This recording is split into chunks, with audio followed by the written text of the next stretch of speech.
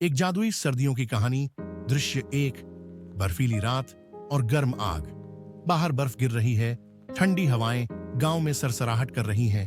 अंदर अयान और नूर अपने दादा बाबा जान के पास आग के पास बैठे हैं। बाबा जान, बच्चों, क्या तुम जानते हो कि हर साल सर्दी क्यों आती है? ये इसलिए होता है क्योंकि शीतकाल के महान शासक राजा जिमरोस हमारी दुनिया में कदम रखते हैं। उनकी बर्फीली सांस से धरती सफेद चादर में लिपट जाती है, नदियां जम जाती हैं और पेड़ गहरी नींद में सो जाते हैं। नूर आश्चर्य से, पर बाबा, अगर किसी साल राजा जिमरोस नहीं आए तो? बाबा जान का चेहरा गंभीर हो जाता है।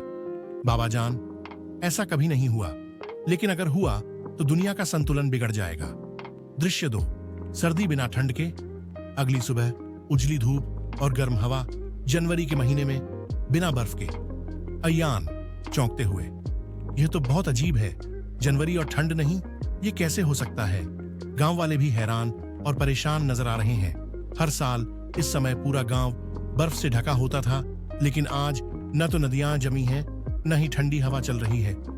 नूर चिंतित होकर, कुछ तो गड़बड़ है। अयान, कहीं बाबा जान की कहानी सच तो नहीं हो रही? दृश्य 3। राजा जिमरोस कहाँ हैं?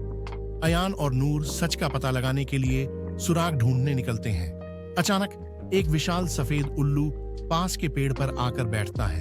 यह अल्बी है, जिसकी आंखें रहस्यमयी रूप से चमक रही हैं। अल्बी गंभीर आवाज में, अगर तुम राजा जिमरोस को खोजना चाहते हो तो उत्तर दिशा में हिम महल जाना होगा। केवल वहां जाकर ही सच्चाई पता चलेगी। नूर उत्साहित होकर, वाह, एक बोलने वाला उल्लू, यह सफर तो मजेदार होने वाला है। अयान, तो चलो, हमें ठंड को वापस लाना ही होगा। दृश्य 4। बर्फीली यात्रा। अयान, नूर और अल्बी बर्फीली वादियों से गुजरते हैं, लेकिन बिना ठंड के यह नजारा अधूरा लगता है। रास्ते में वे एक मजेदार बोलने वाले स्नोमैन चुम चुम से मिलते हैं। चुम चुम खुश होकर, तुम राजा जिमरोस को ढूंढ रहे हो? मैं भी तुम्हारे साथ चलूंगा, मुझे सर्दी बहुत पसंद है। उनका कारवां बढ़ता जाता है। घंटों की यात्रा के बाद दूर से हिममहल दिखाई देता है, लेकिन वह सुनसान और वीरान लगता है। नूर चौंक कर, यहां कुछ तो गड़बड़ है। दृश्य 5। बंदी बना राजा। वे महल के अंदर जाते हैं। चारों तरफ बर्फीली मूर्तियां और डरावनी शांति छाई हुई है। अचानक वे राजा जिमरोस को देखते हैं। वे जादुई आग की जंजीरों में जकड़े हुए हैं। राजा जिमरोस कमजोर आवाज में, बच्चों, मैं कैद हूं। गर्मी का दानव फायरो मेरी शक्ति चुरा चुका है। वह चाहता है कि दुनिया में सिर्फ गर्मी रहे। अयान, हम आपको बचाएंगे, लेकिन आग की ये जंजीरें जादुई हैं, इन्हें तोड़ना आसान नहीं होगा। दृश्य 6। फायरो का हमला। अचानक महल जोरदार गर्जना से कांप उठता है। एक विशाल आकृति दरवाजे से टकराकर अंदर आती है। फायरो, गर्मी का दानव, उसकी आंखें आग की तरह जल रही हैं और सुनहरी कवच सूरज की तरह चमक रही है। फायरो हंसते हुए, सर्दी हमेशा के लिए खत्म। अब न बर्फ गिरेगी, न ठंड होगी। ये दुनिया अब मेरी है। अल्बी तेजी से अयान के कान में फुसफुसाता है, अल्बी, तुम्हें आइस रे का इस्तेमाल करना होगा। नूर जल्दी से सोचते हुए, पर कैसे? वह एक आईना उठाकर बर्फीली दीवारों की रोशनी को घुमाती है, जिससे एक जमाने वाली ऊर्जा किरण फायरो पर पड़ती है। फायरो दर्द से कराहता है और पीछे हटता है। दृश्य 7। संतुलन वापस लाना। अयान और नूर पूरी ताकत से राजा जिमरोस की जंजीरें तोड़ते हैं। जैसे ही वे आजाद होते हैं, वे अपने हाथ उठाते हैं और एक शक्तिशाली बर्फीला तूफान छोड़ते हैं।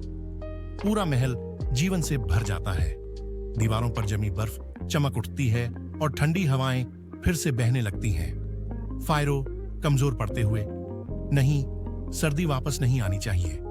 लेकिन बर्फीला तूफान तेज होता जाता है और फायरो धुएं में बदलकर गायब हो जाता है। संतुलन बहाल हो चुका है। हल्की हल्की बर्फ गिरने लगती है। चुम चुम खुशी से उछलते हुए, सर्दी वापस आ गई दोस्तों। दृश्य 8। घर वापसी और पहली बर्फबारी। अयान और नूर जैसे ही गांव लौटते हैं, बर्फ के नरम फाहे गिरने लगते हैं। गांव वाले खुश होकर बाहर आ जाते हैं। नूर मुस्कुराते हुए, बाबा जान की कहानी सच निकली और हम खुद इसका हिस्सा बने।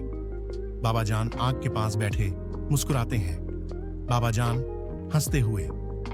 कहानियां सच बन जाती हैं जब तुम उन पर विश्वास करते हो। आसमान में रंग बिरंगी औरोरा रोशनी चमक उठती है। बर्फ धीरे धीरे धरती को ढकने लगती है। कहानी का अंत, लेकिन जादू हमेशा जिंदा रहेगा।